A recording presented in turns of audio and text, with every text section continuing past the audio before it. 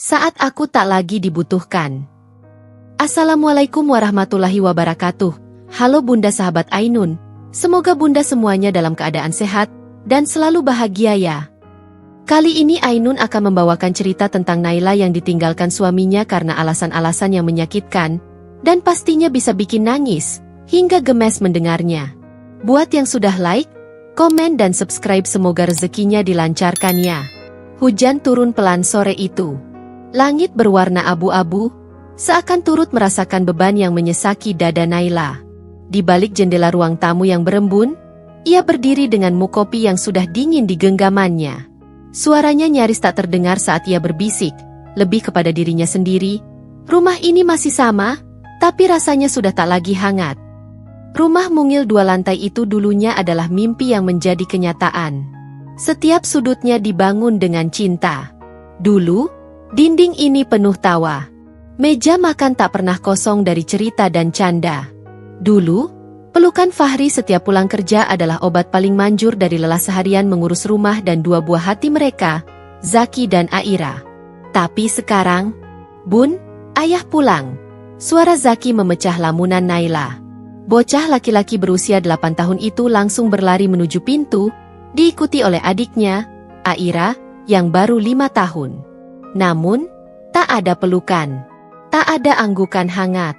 Hanya denting kunci, pintu terbuka, dan suara berat Fahri yang hanya terdengar sekilas. "HM, sudah makan?" Naila tersenyum kecil, meski tak ada yang melihat. "Sudah, Mas. Anak-anak juga." Fahri hanya mengangguk pelan, tanpa menatap mata istrinya, lalu berjalan menuju kamar. Tas kerja dibuang begitu saja di sofa. Dasi dilepas tanpa kata. Televisi menyala. Tapi tidak ada kehadiran. Hanya tubuh yang ada di sana, tapi jiwanya entah di mana. Naila menelan ludah. Sakit itu seperti perlahan menusuk. Tak ada pertengkaran. Tak ada teriakan. Tapi justru itu yang membuat segalanya terasa lebih sunyi dari kematian. Mereka tidak bertengkar, karena mereka nyaris tak berbicara. Mereka tidak saling menyakiti, karena mereka bahkan tidak saling menyentuh. Di dapur, Naila menyiapkan makan malam seperti biasa. Tangan bergerak otomatis, mengiris, mengaduk, menata. Tapi pikirannya melayang-layang. Kapan terakhir kali Fahri memuji masakannya? Kapan terakhir mereka duduk berdua di meja makan tanpa gangguan ponsel? Dulu, Fahri adalah pria yang tak pernah lupa mengecup keningnya sebelum berangkat kerja. Dulu, ia selalu membawa oleh-oleh kecil meski hanya roti atau jajanan pasar. Dulu, Fahri tak pernah lelah bercerita, selalu punya senyum hangat untuk keluarganya. Tapi sekarang, semua itu hilang, seperti disapu badai diam-diam. Naila bukan perempuan bodoh. Ia bisa merasakan perubahan. Ia bisa menghitung jarak yang makin lebar di antara mereka. Ia tahu, ada sesuatu yang salah. Tapi yang paling menyakitkan adalah, Naila tidak tahu harus mulai bertanya dari mana. Apakah salah dirinya? Apakah ia terlalu sibuk dengan anak-anak? Terlalu lelah untuk berdandan? Apakah cintanya sudah tak cukup membuat Fahri betah di rumah ini? Masih kurang garam, gumam Fahri, pelan, sambil menyendok sup yang Naila hidangkan. Itu satu-satunya kalimat yang ia ucapkan malam itu. Dan Naila, seperti biasanya, hanya mengangguk. Lalu menghilang ke kamar mandi, menangis pelan di bawah guyuran air hangat, menyamarkan sesak yang makin hari makin dalam. Karena rumah itu memang masih sama. Dinding, pintu, atap, bahkan aroma sabun cuci yang khas di dapur. Tapi rasanya sudah berbeda. Rumah itu kini sunyi, meski selalu penuh. Rumah itu dingin, meski tidak pernah sepi. Dan Naila hanya bisa bertanya dalam hati, kapan tepatnya semua ini mulai berubah? Jam menunjukkan pukul 6 sore, waktu yang dulunya sakral bagi keluarga kecil Naila. Waktu di mana suara piring beradu, gelas dituang air hangat, dan tawa kecil anak-anak mewarnai meja makan. Tapi hari ini, seperti kemarin dan beberapa minggu terakhir, suasananya berbeda. Terlalu tenang. Terlalu sepi. Naila berdiri di dapur, menatap 2 piring nasi yang masih utuh di meja makan. Aroma ayam kecap yang ia masak dengan penuh harapan menggantung hampa di udara. Meja yang dulu jadi saksi obrolan hangat dan cerita lucu dari sekolah kini hanya menjadi ruang kosong tanpa suara. Fahri belum pulang. Tanpa kabar, tanpa pesan. Hanya status online yang sempat Naila lihat di WhatsApp sore tadi. Tapi chatnya dibiarkan centang 2 tanpa balasan. Sementara di ruang keluarga, Zaki duduk dengan headset menyumpal telinga, fokus pada tablet yang menyala terang. Suaranya nyaris tak terdengar karena dia berbicara dengan teman main gamenya, entah dari mana. Aira pun tak kalah tenggelam dalam dunia sendiri, menyanyi pelan sambil menggambar dengan spidol warna-warni di lantai. Naila berdiri mematung. Tangannya sudah tak sibuk lagi, pikirannya malah semakin gaduh. Ia merasa seperti tamu di rumahnya sendiri, tak dihiraukan, tak ditanya kabar, tak dicari keberadaannya. Ada satu saat di mana lelah bukan datang dari fisik yang capek, tapi dari perasaan kosong yang tak tahu arah. Dan sore itu, Naila benar-benar merasa sendirian. Ia duduk perlahan di kursi meja makan, mengusap lantaplak yang ia beli sendiri di pasar minggu lalu. Masih terbungkus rapi waktu itu, karena Naila ingin menyambut Fahri dengan suasana baru. Tapi ternyata, taplak pun tak cukup mengubah suasana rumah ini yang makin dingin dan asing. Ia memandangi kursi Fahri yang kosong. Dulu, dari kursi itu, Fahri suka menggoda anak-anak, mencubit pipi Naila, atau sekadar menceritakan kejadian lucu di kantor. Dulu, hanya dengan melihat wajah Fahri di meja makan, hati Naila bisa tenang. Tapi kini, kursi itu seperti pengingat bisu bahwa sesuatu telah berubah. Ponselnya berbunyi. Sekejap hatinya berdebar. Mungkinkah Fahri? Tapi ternyata hanya notifikasi dari grup sekolah Zaki. Naila menghela napas panjang.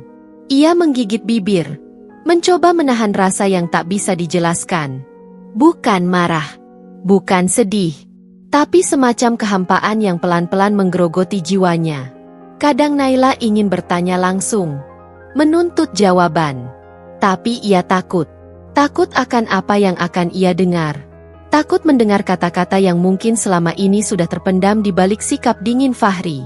Apakah ia sudah tak dicintai lagi? Apakah ia hanya ibu dari anak-anak Fahri, bukan lagi istrinya? Apakah rutinitas membuat cinta mereka mati pelan-pelan? Zaki, makan dulu yuk, ucap Naila pelan. Gak lapar, Bun, jawab Zaki tanpa menoleh. Aira juga masih gambar, tambah si kecil dengan nada malas. Naila mengangguk lemah. Ia berdiri dan membawa kembali piring-piring penuh ke dapur. Mengangkatnya pelan, seperti mengangkat hati yang remuk tapi tetap harus dijaga agar tidak berantakan di depan anak-anak. Ia membuka tudung saji, menyimpan kembali makanan yang seharusnya dinikmati bersama, tapi malah jadi simbol kesendirian. Air matanya menetes, jatuh ke permukaan meja dapur yang dingin. Bukan karena Fahri tak pulang, tapi karena ia sadar. Bahkan ketika mereka di rumah pun, ia tetap merasa sendiri. Dan malam itu, untuk pertama kalinya, Naila tidak makan. Ia hanya duduk di kamar sambil memeluk bantal, mendengar suara hujan yang kembali turun, seolah langit pun ikut menangisi dapur yang sunyi dan meja makan yang sepi. Malam itu langit tak hujan, tapi udara terasa lebih dingin dari biasanya. Naila menyalakan diffuser lavender di sudut kamar, berharap aroma itu bisa menenangkan hatinya yang makin hari makin sulit ditebak ritmenya. Aira sudah tidur di sebelahnya, memeluk boneka kucing yang mulai dekil, sementara Zaki masih asyik dengan tablet di kamarnya. Jam sudah menunjukkan pukul 10:15 ketika suara pintu depan terdengar terbuka. Buru-buru Naila bangkit, menyusul ke ruang tamu dengan langkah pelan. Fahri baru pulang. Wajahnya lelah, tapi bukan lelah karena kerja, melainkan seperti seseorang yang terlalu banyak menyimpan beban di kepala dan tak ingin membaginya. Mas udah makan? Tanya Naila pelan, suara yang nyaris hilang dalam heningnya malam. Fahri hanya menoleh sekilas. Udah, jawabnya pendek. Naila menelan ludah. Bukan itu yang ingin ia tanyakan sebenarnya. Tapi ia tahu, hari ini bukan lagi waktu yang tepat untuk basa-basi. Aku mau bicara, ucap Fahri akhirnya, duduk di sofa. Tangannya mengusap wajahnya sendiri dengan napas berat. Naila mengangguk. Ia ikut duduk, menjaga jarak, tapi cukup dekat untuk melihat wajah laki-laki yang sudah ia temani bertahun-tahun. Wajah yang dulu selalu meneduhkan, kini membuatnya gemetar tanpa sebab. "Mas, kenapa akhir-akhir ini berubah? Aku ngerasa kita jauh banget." Naila memberanikan diri membuka, meski hatinya mencelos bahkan sebelum kalimat selesai. Fahri menatap ke bawah, lama, seolah mencari cara paling halus untuk merobek sesuatu yang rapuh. "Naila," suara Fahri berat, dan hanya menyebut nama istrinya itu saja sudah membuat jantung Naila berdetak tak karuan. "Kita udah nggak sejalan lagi." Kalimat itu jatuh begitu saja. Seperti petir yang tak menggelegar tapi menyambar jantung Naila langsung. "Apa maksud Mas?" "Aku pengin kita pisah, Nay." Nafas Naila tercekat. Dunia seperti membeku dalam sekejap. Ia menatap Fahri, menunggu tawa, mungkin candaan yang tak lucu, atau sebuah klarifikasi bahwa ini hanya lelucon sarkastik di malam sepi. Tapi tak ada. Yang ada hanya mata Fahri yang memalingkan pandangan dan napasnya yang mengisyaratkan bahwa semua kata itu serius. "Mas, ngomong apa sih?" Suara Naila bergetar. "Anak-anak, Mas. Aira masih kecil. Zaki juga masih butuh." "Aku tahu," potong Fahri, cepat. "Aku tahu ini berat.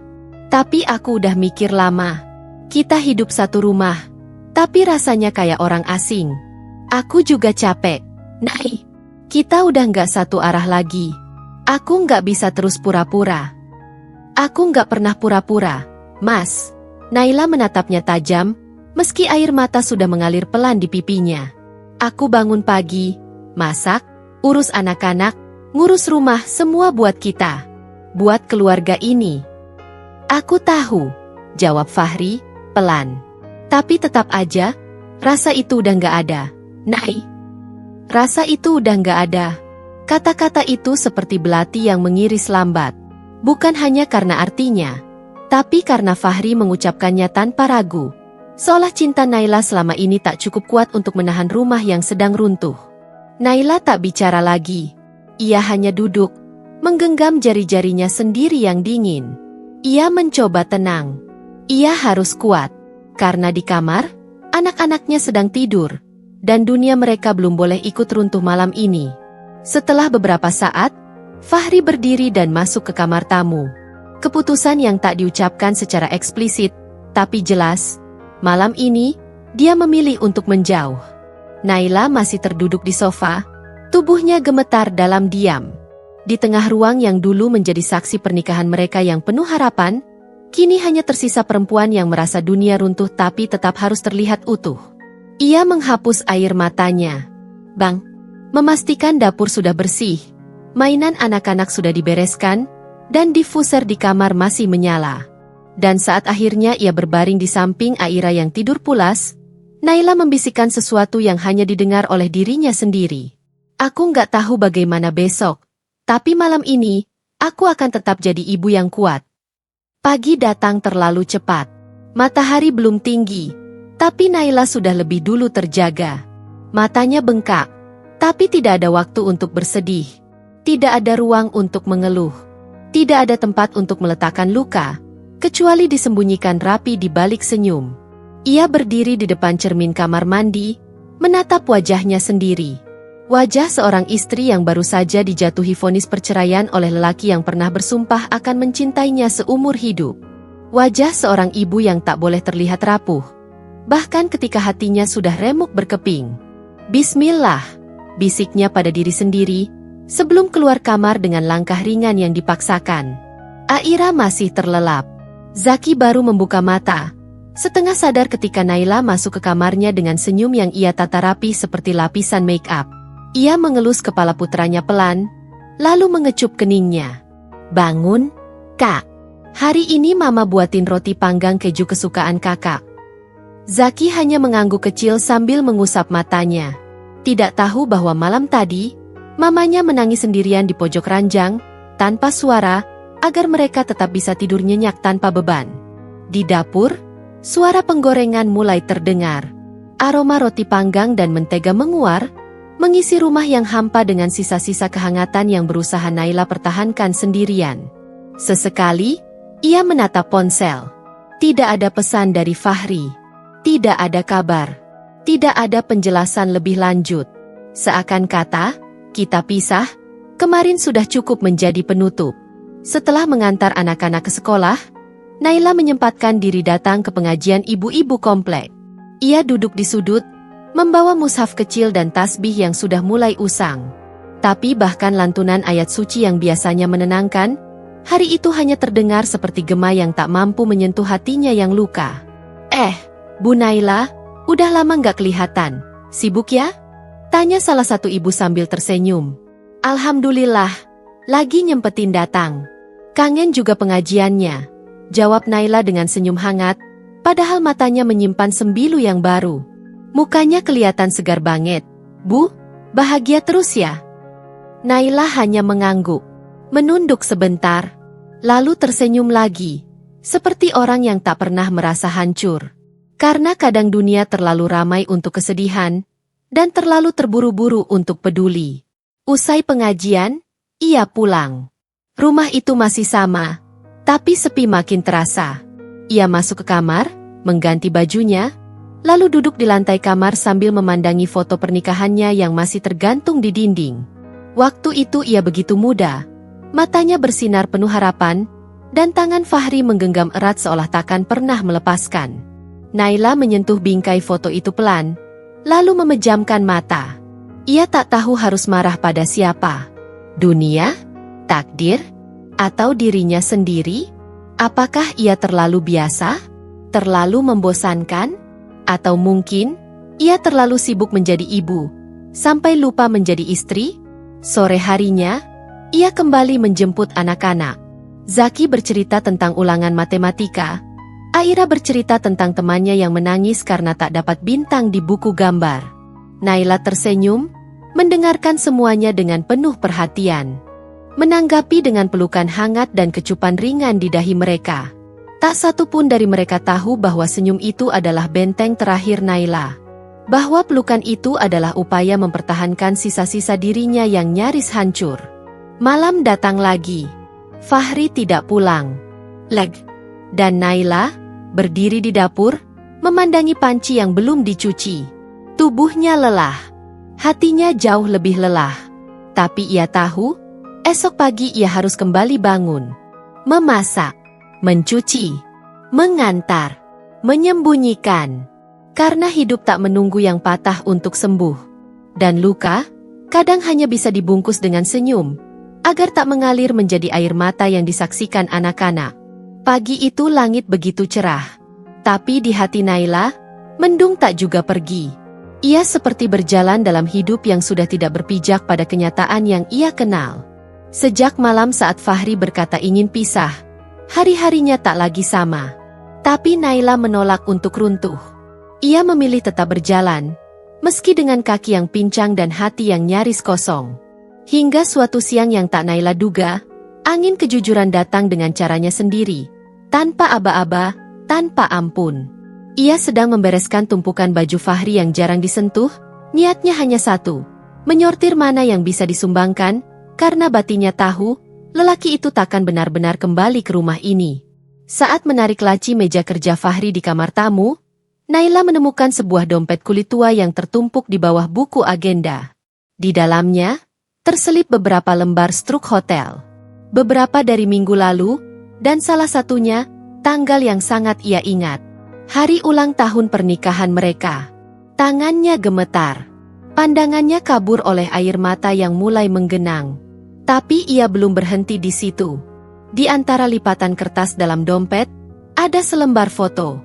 Bukan foto yang dicetak, tapi secari kertas yang tampaknya diambil dari cetakan etiket.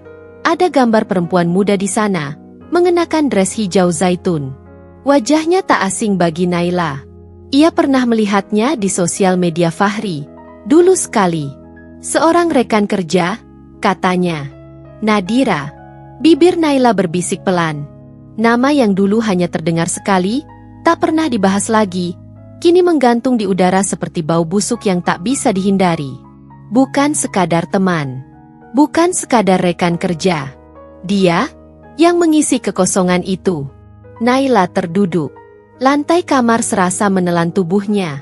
Ia ingin berteriak, tapi suara itu tertahan di tenggorokan. Ia ingin membanting foto itu, tapi tangannya lemas. Yang bisa ia lakukan hanya satu, menangis, sekali ini saja, dalam diam yang tak disaksikan siapapun. Beberapa jam kemudian, suara bel rumah membuyarkan sunyinya. Zaki dan Aira pulang sekolah. Naila buru-buru menyeka air mata, membereskan semua bukti itu ke dalam tas kecil, dan menyambut anak-anaknya dengan senyum yang lagi-lagi dipaksa hadir, walau hatinya baru saja dipatahkan untuk kesekian kali. "Mama, Aira dapat bintang hari ini," seru Aira, memamerkan kertas gambar. "Hebat, sayang. Mama bangga banget," jawab Naila sambil mengangkat tubuh kecil itu ke pelukannya, seakan memindahkan kekuatan dari tubuh mungil itu ke dalam dirinya sendiri. Sore itu Naila masak lebih banyak dari biasanya. Entah kenapa, ia merasa ingin mengisi rumah dengan aroma sedap, seolah itu bisa menutupi bau pengkhianatan yang menyesakkan. Fahri pulang malam hari, seperti biasa. Tapi kali ini Naila menatapnya dengan pandangan yang berbeda. Bukan lagi istri yang menanti penjelasan, bukan lagi wanita yang berharap perubahan, tapi perempuan yang sedang menahan diri untuk tidak meludahkan semua luka yang telah ia telan sendiri. "Mas makan?" tanyanya seperti biasa. "Udah, tadi di luar," jawab Fahri, datar. Naila mengangguk, seakan tak terjadi apa-apa. Ia berjalan melewati Fahri menuju dapur, mengangkat piring-piring bekas makan anak-anak, lalu mencucinya sambil menatap keluar jendela. Hujan turun diam-diam, seperti hatinya.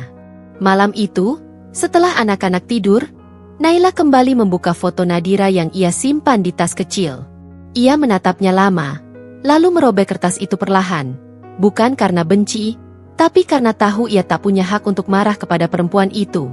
Bukan Nadira yang menikah dengannya. Bukan dia yang bersumpah akan setia. Itu Fahri. Dan jika pengkhianatan adalah ruang, maka Fahri telah membukakan pintu untuk orang lain menempatinya. Tapi Naila tetap memilih diam. Bukan karena takut, tapi karena tahu, anak-anak butuh rumah yang tenang, walau dihuni badai. Karena harga dirinya sebagai seorang ibu lebih besar dari keinginannya untuk marah. Dalam diam itu, Naila mengambil buku catatan yang selalu ia simpan di laci kamar. Ia menulis satu kalimat yang belum pernah ia ucapkan, bahkan kepada dirinya sendiri. "Aku mungkin tak cukup baik untuk membuatmu bertahan. Tapi aku akan cukup kuat untuk tidak membuat anak-anakku ikut patah." Lalu ia menutup buku itu, mematikan lampu, dan kembali berbaring di samping Aira. Mengelus rambut anaknya sambil berbisik dalam hati. "Tunggu ya, Nak. Mama nggak akan menyerah. Tapi Mama juga nggak akan diam selamanya." Malam itu sunyi. Hujan gerimis masih turun, merayapi genteng dengan ritme sendu yang mengiringi hati Naila yang rapuh. Semua lampu sudah dimatikan, rumah tenggelam dalam keheningan. Anak-anak sudah tidur, begitu pikir Naila. Ia duduk di ruang tamu, tubuh membungkuk, wajah terkubur dalam kedua telapak tangannya. Tangis yang sejak sore ia tahan, akhirnya pecah juga. Sunyi malam seolah memberi izin padanya untuk lemah, untuk jujur, untuk mengaku bahwa ia sudah lelah menahan segalanya sendirian. Isak tangisnya pelan, nyaris tak bersuara. Tapi ternyata, diam bukan berarti tak terdengar. Dari balik pintu kamar, Zaki mengintip. Anak laki-laki 10 tahun itu berdiri terpaku, melihat punggung ibunya yang berguncang halus. Naila menangis. Naila yang selalu tersenyum. Naila yang selalu membuat sarapan, yang menyelipkan catatan kecil di kotak makan, yang memeluk mereka setiap hari, kini menangis dalam gelap, sendirian. Zaki membuka pintu perlahan. Langkah kakinya kecil, tapi berat. Ia mendekat, lalu duduk di lantai, tepat di samping ibunya. "Mama," panggilnya pelan. Naila terlonjak. Ia buru-buru menyeka air mata, menyembunyikan wajahnya yang basah. "Zaki, kok belum tidur, Nak?" Zaki tak menjawab. Ia menatap mata ibunya dalam-dalam, lalu memeluknya erat. "Mama jangan bohong. Zaki lihat Mama nangis dari tadi." Pelukan itu membuat Naila runtuh lagi. Ia menangis dalam pelukan anaknya, Kali ini tanpa rasa malu. Tubuh kecil Zaki menjadi pelabuhan baru, tempat ia menambatkan perasaannya yang karam. Maaf ya, Kak. Maaf Mama bikin kamu khawatir. Zaki menggeleng. Zaki bukan khawatir. Zaki sakit hati. Zaki tahu Papa sekarang sering pulang malam. Zaki dengar Mama dan Papa bertengkar. Zaki, Papa udah berubah. Naila terdiam. Hatinya mencelos mendengar itu. Ia pikir ia berhasil menyembunyikan semuanya. Tapi ternyata tidak. Zaki tahu. Dan ia hanya diam. Karena terlalu dewasa untuk anak seusianya. Mama capek ya? Zaki bertanya sambil menggenggam tangan ibunya. Naila mengangguk pelan. Air matanya menetes lagi. Zaki boleh janji sesuatu? Naila menatap anaknya. Apa, sayang? Zaki janji akan jagain Mama sama Aira. Zaki akan belajar rajin, bantu Mama di rumah. Zaki nggak akan bikin Mama sedih lagi. Kata-kata itu menghunjam Naila lebih dalam daripada kemarahan Fahri atau pengkhianatannya. Anak sekecil itu, yang seharusnya masih bebas tertawa dan bermain, kini menawarkan bahunya untuk menahan beban ibunya. Dunia seperti terlalu cepat memaksa Zaki tumbuh dewasa. Naila memeluk anaknya lebih erat. Maafin Mama ya, Nak. Mama janji akan kuat. Karena Mama punya kamu. Punya Aira. Kalian alasan Mama buat tetap berdiri. Zaki mengangguk dalam pelukan. Zaki sayang Mama. Jangan nangis lagi, ya? Dan malam itu, untuk pertama kalinya sejak semua badai datang, Naila merasa sedikit lebih hangat. Bukan karena luka itu sembuh, tapi karena ia tahu, ia tidak sendirian. Ada sepasang tangan kecil yang rela menjadi tempat bersandar. Ada sepasang mata jernih yang penuh cinta, yang mengingatkannya bahwa hidupnya belum berakhir. Dan malam itu, ketika Aira terbangun dan ikut memeluk mereka tanpa bertanya apa-apa, Naila tahu, rumah ini belum runtuh. Tidak selama masih ada cinta di dalamnya. Pagi itu, langit mendung menggantung tanpa hujan. Udara terasa berat, seperti menandakan ada yang akan pecah. Dan benar saja, suara koper diseret dari kamar tidur memecah keheningan rumah yang selama ini sudah penuh dengan sunyi. Fahri berdiri di ambang pintu, wajahnya dingin seperti biasa. Tanpa pamit yang pantas, tanpa pelukan untuk anak-anak, tanpa menatap Naila barang sejenak. Ia hanya menarik napas panjang dan berkata, "Aku udah putuskan. Aku pergi hari ini." Naila tidak menangis, tidak memohon, tidak lagi. Ia hanya berdiri membatu di tengah ruang tamu, sambil memeluk Aira yang menggenggam bajunya erat. Di samping mereka, Zaki duduk memeluk lututnya di sofa, menatap ayahnya dengan mata yang tak lagi penuh kekaguman, tapi pertanyaan yang tak mungkin ia ucapkan.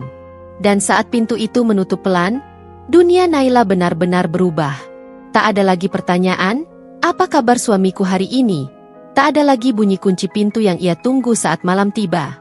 Tapi juga tak ada lagi harapan kosong yang menggantung di ujung hari. Yang tersisa hanyalah kenyataan yang pahit dan sunyi. 2 minggu kemudian, Naila duduk di ruang tunggu pengadilan agama, menatap deretan orang-orang yang juga menggenggam kertas berisi perkara yang sama, perceraian. Setiap wajah di sana menyimpan cerita masing-masing. Ada yang datang dengan amarah, ada yang dengan tangis, ada pula yang seperti dirinya, duduk tenang tapi remuk di dalam. Proses mediasi hari itu berlangsung singkat. Fahri datang dengan ekspresi kaku. Mereka duduk di hadapan seorang mediator perempuan paruh baya, yang berusaha menyambungkan dua hati yang sudah lama terputus. Apakah masih memungkinkan untuk berdamai, Bu Naila? Mungkin ada yang ingin disampaikan? Tanya sang mediator. Naila menoleh pada Fahri. Hatinya sudah tak lagi penuh amarah. Yang tersisa hanyalah kelelahan dan luka yang dalam. Tidak, Bu. Kalau rumah tangga itu ibarat rumah, maka fondasinya sudah runtuh. Saya sudah berusaha memperbaiki, tapi sendirian. Sementara dia memilih keluar dan membangun rumah lain di luar sana. Fahri mengalihkan pandangan. Tak menyangkal, tak menyesal, hanya diam. Naila melanjutkan dengan suara bergetar, "Tapi mantap. Saya bukan menyerah. Saya cuma sadar, mempertahankan seseorang yang sudah lama pergi hanya akan menyisakan kehancuran untuk diri sendiri. Dan untuk anak-anak saya." Mediator mengangguk pelan. "Baik, jika itu keputusan ibu." Hari itu, langkah Naila keluar dari ruang pengadilan terasa lebih berat dari biasanya. Bukan karena ia masih mencintai Fahri, cintanya sudah lama mati, tergerus hari-hari tanpa pelukan, tanpa peduli. Tapi karena kini ia benar-benar berdiri sendirian. Tanpa status sebagai istri, hanya sebagai ibu. Malamnya, Naila duduk di meja makan yang sepi, menatap 2 piring kecil di hadapannya. Zaki dan Aira sudah tidur setelah makan bersama tadi. Ia tidak lapar, tapi memaksakan diri untuk menelan beberapa suap nasi. Dalam benaknya, suara sang mediator kembali terngiang. Jika bukan demi mempertahankan pasangan, mungkin pertahankanlah diri sendiri. Karena kalau ibu jatuh, siapa yang akan berdiri untuk anak-anak ibu? Pertanyaan itu membuat Naila terisak pelan di tengah sunyi malam. Ia menangis lagi. Tapi kali ini bukan karena Fahri. Bukan karena pengkhianatan. Melainkan karena beratnya menjadi perempuan yang harus bertahan saat semua orang memilih pergi. Tapi tangis itu juga yang menyadarkannya. Ia tak bisa pergi. Ia tak bisa menyerah. Karena jika Naila pergi, siapa yang akan bertahan untuk Zaki yang mulai kehilangan percaya pada sosok ayah? Siapa yang akan mendongeng untuk Aira setiap malam dan menjawab semua pertanyaan polos tentang, "Kenapa papa nggak pulang lagi?" Naila menatap pantulan wajahnya di kaca jendela ruang makan. Matanya sembab, tapi ada nyala kecil di sana. Nyala yang tak boleh padam. Kalau semua orang bisa pergi sesuka hati, maka aku harus jadi alasan kenapa anak-anakku tetap bisa berdiri, bisiknya pada diri sendiri. Dan malam itu, untuk pertama kalinya sejak Fahri pergi, Naila menulis lagi di jurnalnya. "Hari ini aku resmi berjalan sendiri. Tapi aku tidak sendiri. Ada 2 jiwa kecil yang ikut bersamaku. Maka, aku tak boleh jatuh. Aku akan bertahan. Untuk mereka." Pagi itu matahari terasa berbeda. Bukan karena langit lebih cerah dari biasanya, tapi karena untuk pertama kalinya dalam beberapa bulan terakhir, Naila bangun dengan semangat yang bukan dipaksakan. Setelah mengantar Zaki dan Aira ke sekolah, ia berdiri cukup lama di dapur, memandangi panci kosong dan rak bumbu seadanya. Dapur itu dulu sunyi, tapi pagi ini, ia memutuskan mengisinya lagi. Bukan hanya dengan aroma masakan, tapi dengan harapan. Ia mulai dengan apa yang ia bisa, memasak. Tangannya gemetar saat meracik bumbu. Sudah lama ia tidak memasak dengan hati yang penuh. Biasanya hanya seadanya, untuk sekadar membuat anak-anak kenyang. Tapi hari itu berbeda. Ia ingin memberi rasa. Ia ingin kembali mencintai kegiatan yang dulu pernah menjadi cara ia menunjukkan cinta. Menu pertamanya sederhana. Ayam kecap, sambal goreng kentang, dan sayur bening bayam. Makanan yang dulu Fahri suka. Kini bukan lagi untuk dia, tapi untuk siapapun yang lapar dan mau menghargai rasa. Dengan bantuan Zaki yang membuatkan akun Instagram kecil bertuliskan, "Dapur Ibu Naila", ia memotret hasil masakannya dengan ponsel lama. Captionnya singkat, "Masakan rumahan, untuk yang rindu rumah. Open PO mulai hari ini. Bisa cot sekitaran komplek." Tak ada ekspektasi. Ia hanya mencoba. Tapi siapa sangka, satu share dari tetangganya, Mbak Rini, membawa 1 order. Lalu 2, lalu 5.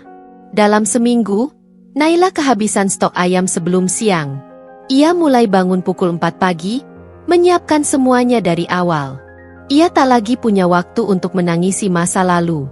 Tangannya sibuk, pikirannya penuh angka belanja dan daftar pesanan. Hatinya pun mulai terasa penuh, bukan oleh luka, tapi oleh kesibukan yang berarti. Suatu siang, saat ia mengantar pesanan ke rumah pelanggan baru, seorang perempuan muda membukakan pintu. "Mbak Naila ya? Astaga, saya sering baca tulisannya di caption. Makasih ya, makanannya enak banget. Bikin saya ingat ibu di kampung." Naila tersenyum.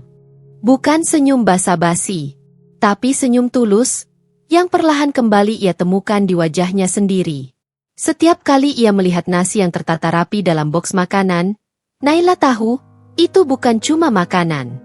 Itu adalah bentuk kasih, perjuangan, dan pengharapan. Sepiring nasi, segenggam harapan. Sore itu, Zaki pulang dengan membawa kabar gembira. Ia terpilih jadi ketua kelas. Aira, tak mau kalah, menunjukkan gambar karyanya yang ditempel di majalah dinding sekolah. Aku gambar mama lagi masak, katanya polos. Soalnya sekarang mama selalu masak sambil nyanyi. Naila tertegun. Ia tidak sadar sejak kapan ia mulai bernyanyi lagi di dapur. Mungkin saat luka perlahan sembuh. Atau saat ia sadar bahwa menjadi sendiri bukan akhir segalanya. Tapi awal yang lain. Awal yang lebih jujur, lebih tulus. Malam itu, ia duduk di teras rumah dengan Zaki dan Aira. Di pangkuannya, ada buku catatan pesanan yang mulai penuh. Di kepalanya, ada banyak ide menu baru. Tapi yang paling penting, di hatinya, sudah tidak ada lagi tempat untuk menyimpan luka yang sama. Yang tersisa hanyalah tekad untuk bangkit, untuk hidup, untuk membuktikan bahwa Naila bukan wanita yang patah karena ditinggalkan, tapi wanita yang utuh karena memilih bertahan. Terkadang, yang kita butuhkan untuk mulai hidup kembali bukan hal besar. Cukup satu piring nasi, satu pelanggan, satu senyum dari anak-anak, dan harapan kecil yang tumbuh dari dapur yang dulu sunyi.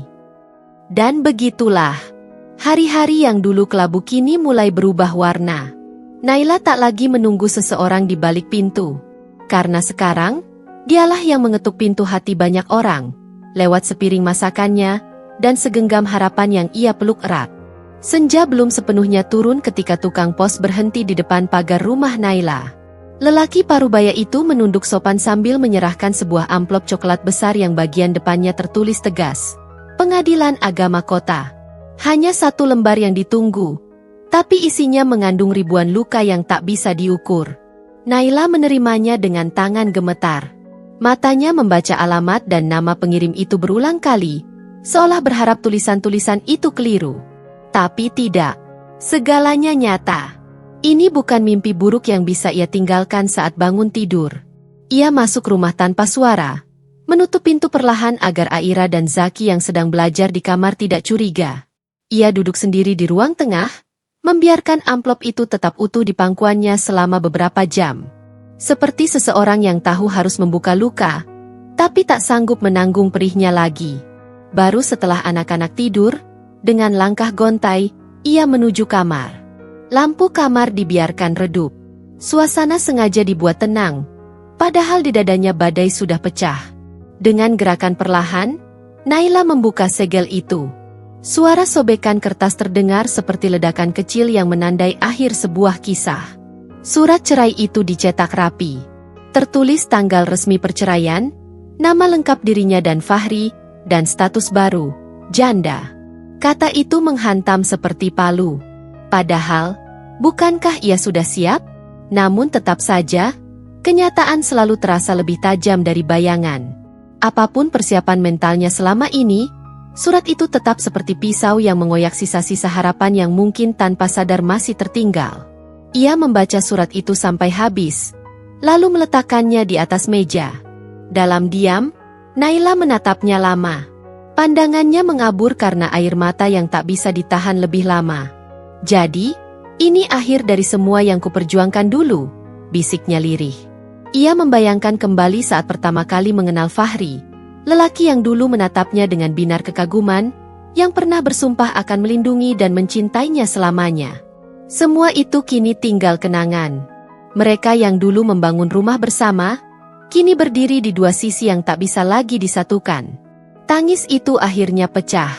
Tapi tidak lagi seperti sebelumnya. Tangis Naila malam itu bukan karena tak bisa melepas Fahri. Bukan karena takut sendiri. Tapi karena sedang mengucapkan selamat tinggal pada dirinya yang dulu. Perempuan yang terlalu lama menggantungkan bahagia pada orang lain. Tangis yang pahit, tapi juga memerdekakan. Setelah air matanya mengering, Naila melipat surat cerai itu dengan tenang, menyimpannya dalam map merah di laci terdalam lemari. Bukan untuk dilupakan, tapi untuk diingat bahwa ia pernah mencintai seseorang dengan sangat dan pernah dikhianati dengan cara yang tak pantas.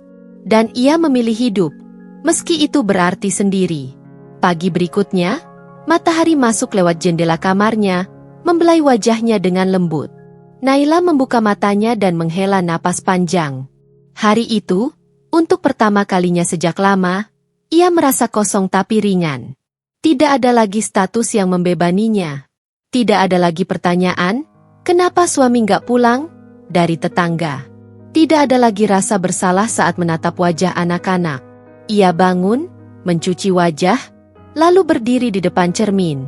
Rambutnya sedikit kusut, matanya masih sembab.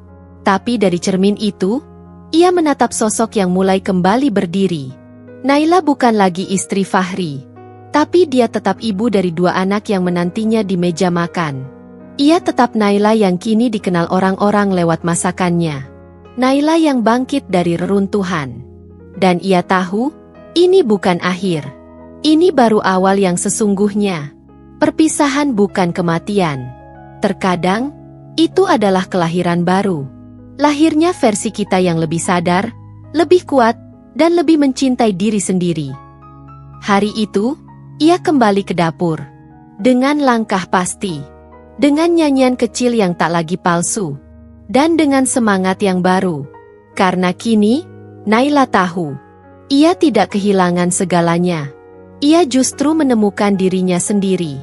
Musim hujan datang tanpa suara. Jalanan menjadi basah, udara lebih dingin dari biasanya. Tapi hati Naila mulai menghangat dengan cara yang tak pernah ia sangka. Ia tak lagi menunggu suara mobil di depan rumah.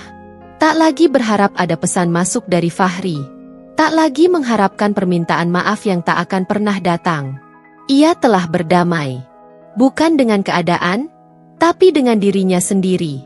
Setelah surat cerai itu selesai dibaca dan disimpan, hidup Naila tak berhenti. Justru disitulah semuanya dimulai. Dapur rumah yang dulunya tempat air mata kini berubah menjadi ruang produksi kecil. Kompor menyala sejak pagi, aroma bawang putih dan daun jeruk memenuhi udara, dan deretan kotak nasi mulai berjajar rapi di meja makan yang dulu selalu sepi. Dengan modal sisa tabungan yang masih ia simpan diam-diam, Naila mendaftarkan bisnis kecilnya secara resmi, Naila S Kitchen. Ia bukan hanya menjual makanan, ia menjual pengalaman. Ia menjual rasa nyaman dari setiap suapan. Ia menjual ingatan masa kecil dari tumis tempe sederhana, dan ketulusan dari sambal terasi buatan tangannya sendiri. Yang dulu tak pernah ia pikirkan, bahwa dirinya, yang dulu hanya istri seseorang, kini bisa berdiri sebagai sosok utuh. Naila yang bisa mempekerjakan tetangganya yang juga seorang janda. Naila yang mulai dikenal di grup WhatsApp kompleks sebagai Bu Naila yang makanannya selalu ludes sebelum jam makan siang. Suatu sore, ia duduk di teras rumah dengan segelas teh hangat. Aira sedang tidur siang, Zaki sedang belajar daring. Sambil membuka laptop bekas milik Fahri yang kini jadi miliknya seutuhnya, ia mengecek pesanan catering mingguan. Nama-nama pelanggan baru mulai masuk. Salah satunya, seorang ibu muda yang meminta menu khusus untuk ulang tahun anaknya. Naila membaca pesan itu dengan senyum kecil. Dulu, ia tak pernah berpikir dirinya akan bisa sejauh ini. Tiba-tiba suara Zaki dari dalam rumah terdengar. "Ma, guru ngajiku tadi tanya, ibuku kerja apa?" Aku jawab, "Pengusaha catering." Naila terdiam. Matanya memanas. Bukan karena sedih, tapi karena bangga. Untuk pertama kalinya dalam hidupnya, ia tak malu menyebut dirinya sendiri, pengusaha. Ia tidak lagi didefinisikan oleh siapa suaminya, atau statusnya di KTP. Ia adalah Naila, perempuan yang memilih berdiri, meski dihancurkan. Perempuan yang tidak merengek minta dikasihani, tapi menambal lukanya sendiri dengan kerja keras dan doa. Pernah, suatu malam, tetangganya, Mbak Santi, datang membawa 2 porsi makanan. "Aku mau belajar dari kamu, Nai," katanya sambil tersenyum canggung. "Aku juga mau bangkit." Dan malam itu mereka makan bersama, bercerita tentang luka masing-masing. Dan Naila sadar, betapa selama ini banyak perempuan diam-diam menahan luka, tak tahu harus kemana. Mereka hanya butuh satu contoh, satu teman, satu titik terang. Dan jika ia bisa menjadi itu, maka semua rasa sakit yang ia telan dulu tidak sia-sia. Aku tidak hancur, kata Naila dalam hati. Aku hanya diluruhkan, agar bisa tumbuh dengan akar yang lebih kuat. Kini ia menatap masa depan tanpa takut. Ia tak tahu apakah suatu hari cinta baru akan datang, atau apakah ia akan terus sendiri. Tapi ia tahu satu hal pasti.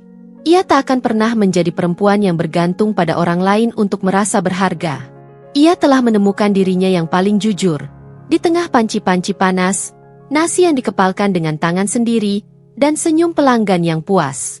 Dari reruntuhan, Naila membangun istananya sendiri. Dan di dalamnya, ia berdiri. Tegak. Tak tergantikan.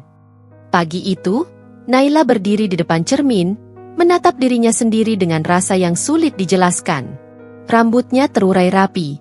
Wajahnya penuh dengan percaya diri yang dulu tak pernah ia miliki.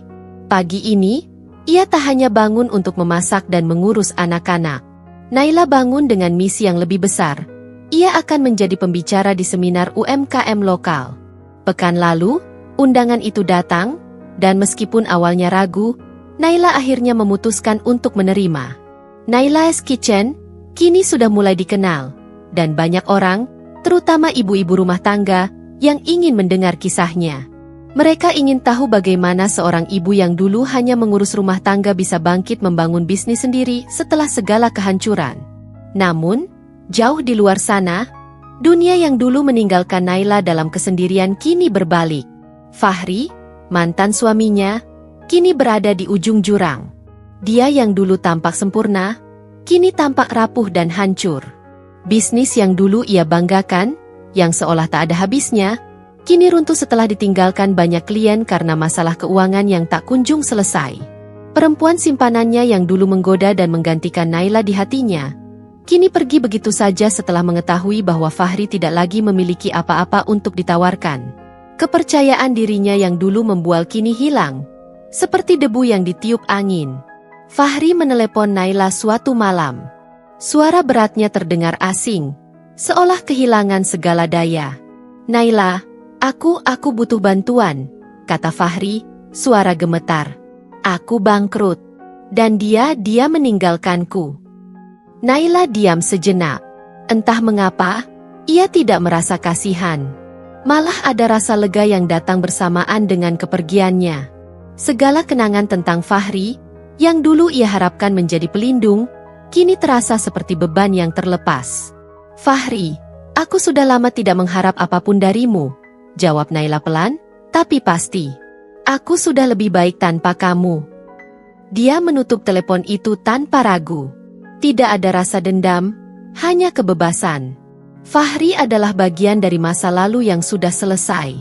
Siang itu, Naila berada di atas panggung kecil, di sebuah aula UMKM lokal. Matahari terik, namun di dalam ruangan itu, suasana terasa hangat dan penuh semangat. Para peserta seminar UMKM duduk rapat di kursi-kursi yang sudah terisi, mendengarkan pembicara lain sebelumnya. Namun ketika Naila berdiri di depan mereka, semua mata tertuju padanya. Ia tidak memakai pakaian mewah, tidak ada aksesoris mencolok, hanya gaun simpel yang nyaman, rambut yang tergerai rapi, dan senyum tulus yang seakan memancar dari dalam.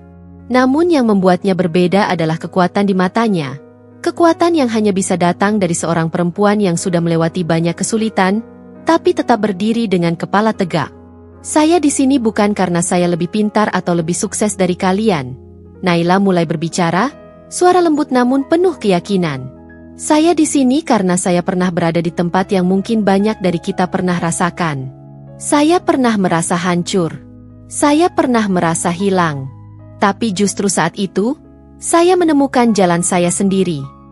Naila melihat mata para peserta seminar mulai penuh perhatian. Sebagian besar ibu-ibu rumah tangga, yang mungkin merasa terjebak dengan rutinitas dan harapan-harapan yang tidak pernah terwujud. Mereka mendengarkan dengan seksama. "Saya mulai bisnis ini dengan satu piring nasi, satu impian, dan segepok harapan yang dulu sempat hilang. Tapi saya yakin, kita semua punya potensi untuk lebih. Tidak ada yang salah dengan memulai dari nol, asalkan kita percaya pada diri kita sendiri. Dengan kata-kata itu, Naila mulai merangkai cerita tentang perjalanannya. Bagaimana ia bisa membangun Naila's Kitchen dari dapur kecil di rumahnya. Bagaimana ia menemukan semangat untuk bangkit dari perpisahan yang menyakitkan, dan bagaimana ia kini bisa berdiri di sana, di depan mereka. Ia tidak berbicara hanya soal bisnis atau resep masakan. Ia berbicara tentang keberanian untuk berubah, untuk bertahan, dan untuk memilih kebahagiaan meski dunia terasa berbalik. Selesai seminar, Naila merasa ringan. Ia tahu bahwa hari ini bukan hanya tentang berbagi cerita, tetapi tentang memberi semangat pada orang-orang yang butuh bukti bahwa tidak ada yang mustahil. Dan ketika ia melihat beberapa peserta mendekat dan mengucapkan terima kasih, Naila tahu bahwa hidupnya kini memiliki tujuan yang lebih besar. Bukan hanya untuk dirinya sendiri, tetapi untuk banyak orang yang juga ingin bangkit. Ia tidak lagi menjadi perempuan yang dikhianati, tetapi seorang pemimpin yang berani memimpin dengan contoh. Di luar, Fahri kini berjuang dengan segala kebangkrutan yang ia ciptakan sendiri. Tapi Naila tidak pernah lebih bahagia. Ia telah mengubah rasa sakit menjadi kekuatan, dan dunia kini membuka matanya, bahwa ia bisa lebih. Bahwa ia tidak hanya tumbuh, tetapi terbang lebih tinggi. Hari itu langit cerah, dan angin berhembus lembut menyapa wajah Naila. Di depan rumah sederhana yang dulu terasa kosong, kini berdiri sebuah keluarga kecil yang utuh. Naila, dengan senyum yang tak pernah ia kenal sebelumnya, berdiri bersama anak-anaknya. Aira yang kini lebih ceria dan Zaki yang semakin dewasa, meski masih suka bercanda seperti anak-anak pada umumnya. Mereka duduk di halaman belakang rumah, menikmati makan siang sederhana. Piring nasi, sayur, dan ayam goreng yang disiapkan Naila dengan tangan penuh cinta. Tidak ada kemewahan, tidak ada perhiasan, hanya tawa dan kebersamaan yang mengisi ruang itu. Zaki, yang sudah berusia 13 tahun, memulai candaan dengan menggoda adiknya. Aira, dengan tawa manisnya, membalas dengan berlari-lari kecil, menari-nari di sekitar meja. Naila mengamati mereka dengan mata yang penuh rasa syukur. Ia menyadari bahwa kebahagiaan yang selama ini ia cari bukan terletak pada apa yang pernah hilang. Bahagia bukanlah tentang seorang pria yang pernah meninggalkannya, atau tentang mengharapkan seseorang untuk mengisi kekosongan hati. Bahagia ada di sini, di antara tawa anak-anaknya, di dalam setiap langkah yang ia ambil, di dalam tiap keputusan yang ia buat sendiri, tanpa bergantung pada orang lain. Semuanya berubah saat ia mulai mencintai dirinya sendiri. Fahri, yang kini hidup dalam bayang-bayang kegagalannya, mungkin masih tidak mengerti apa yang terjadi. Mungkin dia tidak menyadari bahwa Naila telah bangkit lebih tinggi dari apapun yang pernah ia bayangkan. Tapi bagi Naila, itu bukan lagi urusan yang perlu dipikirkan. Perceraian mereka sudah menjadi kenyataan yang tak bisa diubah. Dan apa yang lebih penting sekarang adalah masa depan yang akan ia bangun bersama anak-anaknya. Ketika ia pertama kali mendengar kata perceraian dalam hidupnya, ia merasa seperti dunia hancur. Namun, perceraian itu justru menjadi titik balik yang membawanya pada penemuan diri yang tak terduga. Dia bukan lagi perempuan yang merasa kecil, yang menganggap kebahagiaan hanya bisa datang dari luar.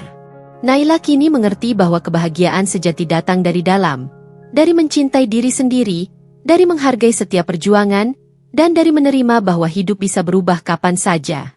Saat matahari mulai terbenam, Naila dan anak-anaknya berdiri di teras rumah. Mereka menatap langit, memandangi warna oranye yang perlahan berganti menjadi merah jambu, dan akhirnya biru kehitaman. "Ma, kita masih akan terus bersama kan?" tanya Zaki, sedikit khawatir. Naila tersenyum, matanya berbinar. "Tentu saja, Nak. Kita selalu bersama. Tidak ada yang bisa memisahkan kita, karena kita punya satu sama lain." Aira mengangguk dengan penuh keyakinan. "Iya, Ma. Kita keluarga, dan kita kuat." Naila meraih tangan anak-anaknya, menggenggamnya erat. Ia tahu, di saat-saat sulit, mereka selalu ada untuknya. Dan dia pun akan selalu ada untuk mereka. Sampai kapanpun. "Ini baru awal, Nak," katanya lembut. "Kita akan terus tumbuh bersama. Tak ada lagi yang menghalangi kita." Kita bisa menjadi apapun yang kita inginkan. Kita akan terus bahagia, karena kita punya satu hal yang tidak bisa diambil siapapun dari kita, cinta. Anak-anaknya tersenyum lebar. Mereka tahu, meskipun dunia pernah mencoba menghancurkan mereka, sekarang mereka punya sesuatu yang jauh lebih kuat dari itu. Mereka punya keluarga yang penuh cinta. Mereka punya harapan yang tak pernah padam. Naila menatap rumah itu, rumah yang dulunya terasa seperti penjara bagi hatinya. Sekarang, rumah ini adalah tempat yang penuh dengan kebahagiaan. Tempat yang telah ia bangun dengan tangannya sendiri, dengan air mata yang tak terhitung, dan dengan kekuatan yang berasal dari cintanya pada diri sendiri dan anak-anaknya. Dia tidak pernah merasa sendirian. Ia belajar bahwa, meskipun kehilangan dan kesedihan datang menghampiri, ia selalu punya kekuatan untuk bangkit. Dan yang lebih penting, ia selalu punya cinta yang akan selalu ada, tak peduli apa yang terjadi. Hari ini, Naila tidak hanya memiliki keluarga. Ia memiliki kebahagiaan yang datang dari dalam dirinya sendiri. Kebahagiaan yang telah ia ciptakan dengan penuh kesabaran, perjuangan, dan cinta tanpa syarat. Di dunia ini, Naila tahu satu hal. Kebahagiaan sejati tidak bisa ditemukan di luar diri kita. Itu ada di dalam hati kita. Di dalam cinta yang kita berikan pada diri kita sendiri, pada orang yang kita cintai, dan pada kehidupan yang kita pilih untuk jalani. Dan dengan itu, Naila menatap masa depannya tanpa ragu. Karena ia tahu, selagi ia memiliki keluarga dan cinta di sekitarnya, ia tidak pernah benar-benar sendirian.